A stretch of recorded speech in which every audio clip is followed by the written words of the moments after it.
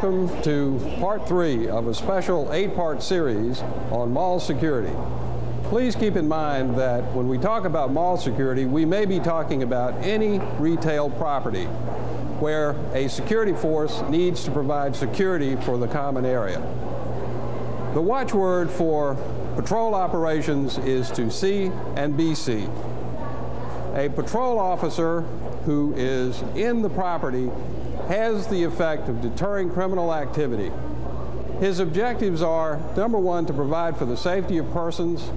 He is to protect property and to deter criminal activity.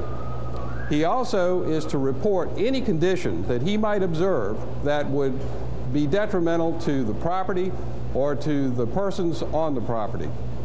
The watchword also for mall security, property security, is to be constantly alert. He needs to be mindful of his duty to deter criminal activity, but also to detect criminal activity and also to enforce criminal law if that becomes necessary. His secondary activity is to deter persons from violation of mall rules. And when an observation is made of a violation of a mall rule, the security officer is obliged to take corrective action.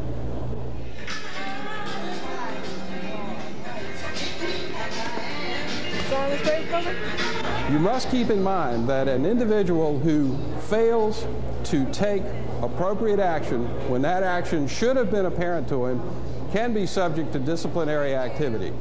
If you take the credo that to be seen and to see is what the security officer is to accomplish, failing to see, quite obviously, can result in an untoward result. The professional security officer on patrol provides a level of comfort for the merchants, tenants, and patrons of a retail establishment. The patrol officer, in order to maximize the amount of coverage that he does, should patrol his area so that he covers all of the area in as many times as possible during the time that he's assigned to that particular area. Which brings us to the point of pre-assigned areas. In most multiple officer operations, there are assigned patrol areas. Patrol areas may be divided up by geography. They may take into account special considerations such as busy areas like a food court might get more coverage than other areas, or it could relate to high criminal activity or perhaps to a high incidence of disorder in a particular location.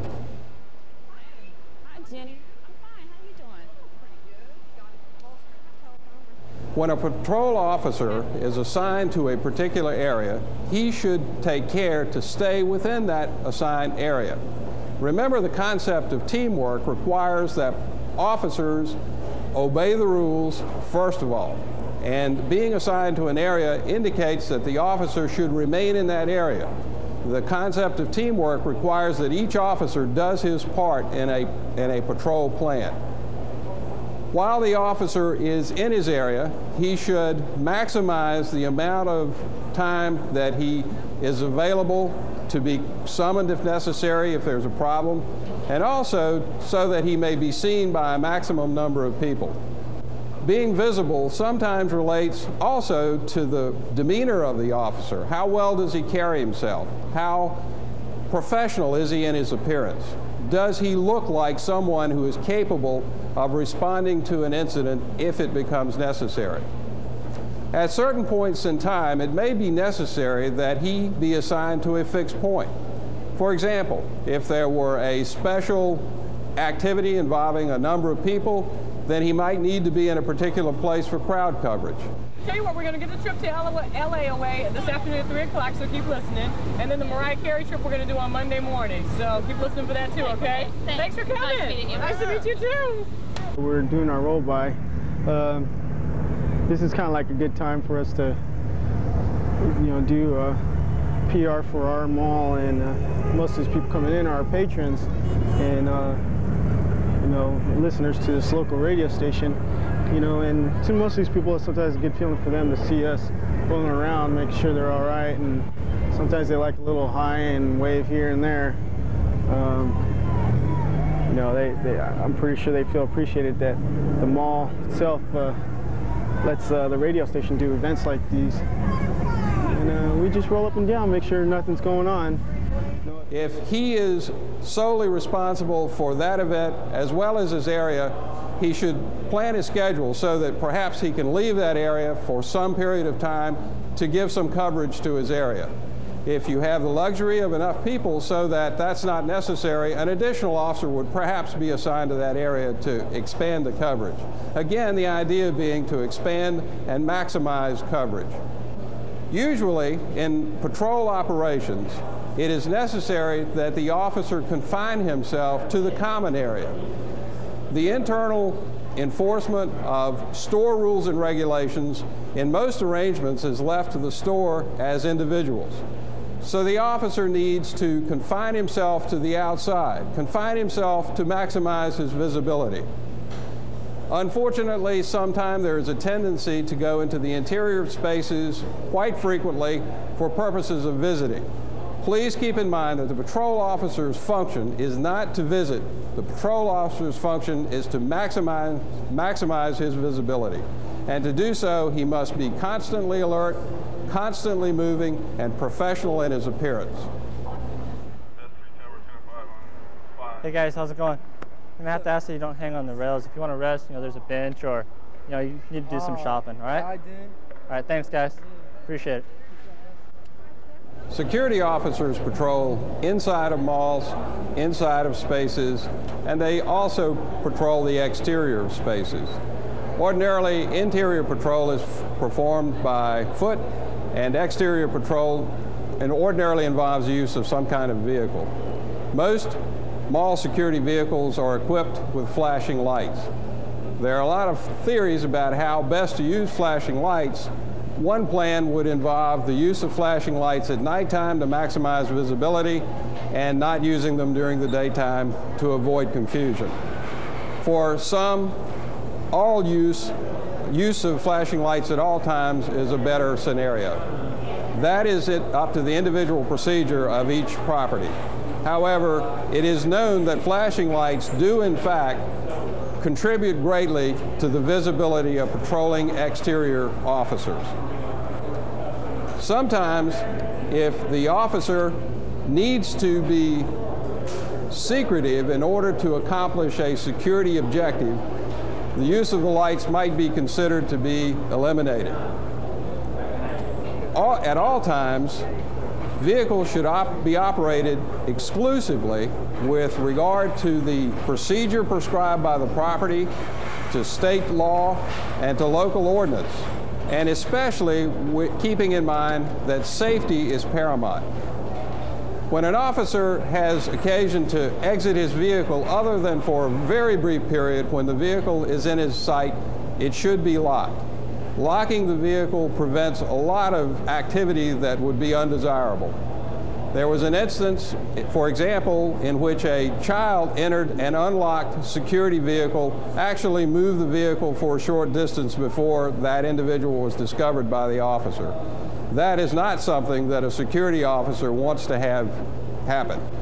Also, please keep in mind that security vehicles are available exclusively for official use. They are not to be used for purposes that are not related to the security function. The officer is responsible for ensuring that there is a thorough inspection of that vehicle prior to its being used. He needs to be mindful that safe operation requires that there be a safe vehicle. That involves checking various mechanical problems, as well as that it can be moved safely when it's first backed up or first pulled away from its parking space. The security officer should also check for damage. Usually it's considered that if damage is discovered after an officer has driven the vehicle, that the officer who just drove it is responsible. An officer who fails to detect damage done by a previous use may very well end up being held responsible for damage that he didn't do. Ordinarily, in most retail environments, the speed limit would be considered to be somewhere around 15 miles an hour. Sometimes that limit may even go down if there are pedestrians crossing if there is very heavy congestion, or there are other factors that require that a slower speed is used. If a mechanical problem develops while the officer is using the vehicle, it is imperative that he have it attended to, particularly if that mechanical problem involves safety, such as defective brakes or lights that don't work, or any other defect that would produce an undesirable result from a safety perspective.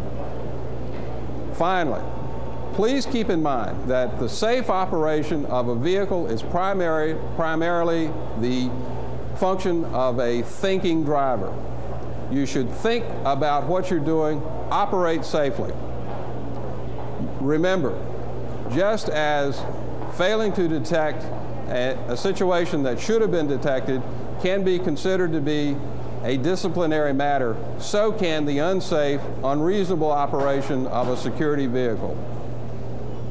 Keep in mind that just as with interior patrol, exterior patrol involves the safe operation, the alert, attentiveness of the officer, and that he perform his duties in accordance with procedure and common sense. How you doing today? How are you? Okay. Nice to meet you. I need to see some ID if you don't mind. I've got a release form that we need for you to sign to. It just authorizes us to provide assistance for you. Daryl, if you could just hand me that. Thank you. I just need for you, if you will, for me to read this. Usually outside patrol involves helping motorists who need assistance. There are a number of instances when that might be necessary. Usually this assistance is regulated by procedure, so each security officer should be familiar with what procedure is in place for his particular property. Now let's take a look at one of those instances. Ma'am, did you call for security? I sure did. My car won't start. Would you please help me? I think the battery's dead. Yes, ma'am. I'd be happy to assist you. Great. Could you first sign a damage waiver form in case any damage were to occur while starting your vehicle so you aren't held liable? All right. I'd be happy to. You probably noticed in both of the scenes we have just witnessed that the officer presented a form to the motorist before he undertook any assistance. That form is normally called a waiver, and it's prepared and issued by the management to indicate that the person is waiving any damage that might inadvertently result from the assistance rendered. It's very important that if the procedure requires that actually occur. Most procedures also preclude any major repairs to vehicles. Major repairs sometimes include the changing of tires. Most property managers consider that there's just too much risk of injury or additional damage to the vehicle done by an inexperienced security officer. So security officers are not mechanics. However, since customer service is such an essential ingredient for us as security officers, we should make sure that we assist the motorists in every possible way to get any assistance that may be needed. It might involve making phone calls for them or having someone else make phone calls. It might involve, if procedure permits, the transportation of the motorist to a more secure place or to a place that's not exposed to the weather while assistance is being rendered. Remember, customer service is our watchword, and a stranded motorist can be a very unhappy customer. Another service provided by security officers on a routine basis is looking for persons who have misplaced their vehicles. I'm sure each of you has had an instance in which he or she, as a security officer, has had to find a vehicle that the person parked and didn't know where it was. We should be very understanding in that circumstance. Remember, you might be the customer at some point in time, and you would have the similar problem. So be very compassionate in finding lost vehicles for people who have misplaced them. For this person, that is a tragedy indeed. And in fact, each motorist suspects when their vehicle is missing that it's been stolen. Now, I remember parking the car right here on this floor. It was right over there. Didn't you see it? You're on the wrong level. No, we parked on 2. No. I remember seeing the 2 when we got in the elevator. That's right. Did you call for security? Yeah, I think my car's been stolen. Your car. Is it the first time you've parked in this garage? Well, yeah, it's our first time down here, but I parked right over there. I remember parking here It was on the second floor. I remember the two getting into the elevator. I don't think he's right. Sometimes this garage can be confusing. Why don't you give me a description of the car, and we'll check all the other floors to see if we can locate it. If not, we'll check with the attendant and see if he's removed any vehicles from here. All right. I know it was stolen, but okay. It's a 93 Pontiac Sunbird. It's red. Rose. Red, whatever. Rose. Two-door, and it needs to be washed.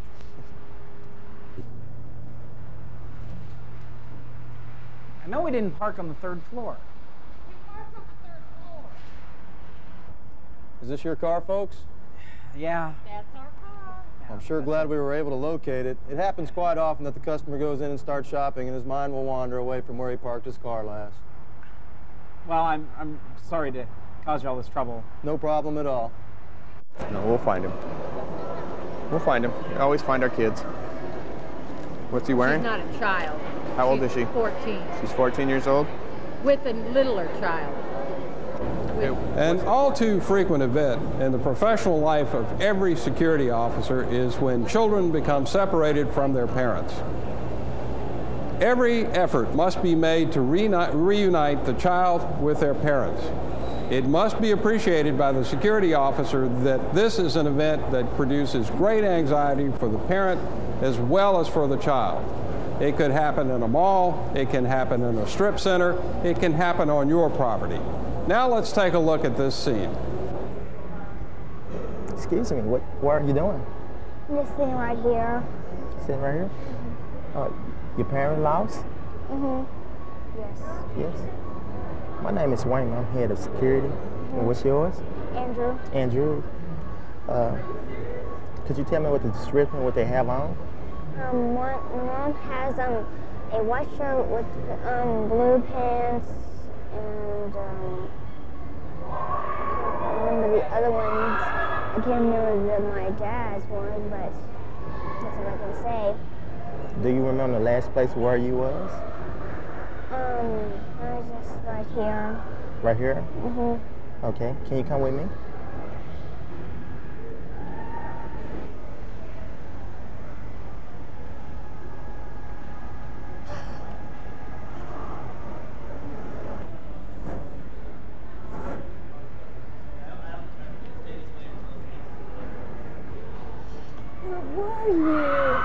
Thank you so much. Bye-bye. Give me your hand. In the scene you have just watched, quick thinking and teamwork on the part of security officers brought this event to a successful conclusion. What better customer service can there be in reuniting a frantic parent with their child that they feared was lost forever? However, in all instances, there is not a happy ending. The case when the worst case scenario is feared needs to be handled in a slightly different way, and additional steps need to be taken. In the scene you're about to see, we will see what happens. Hi. You like candy?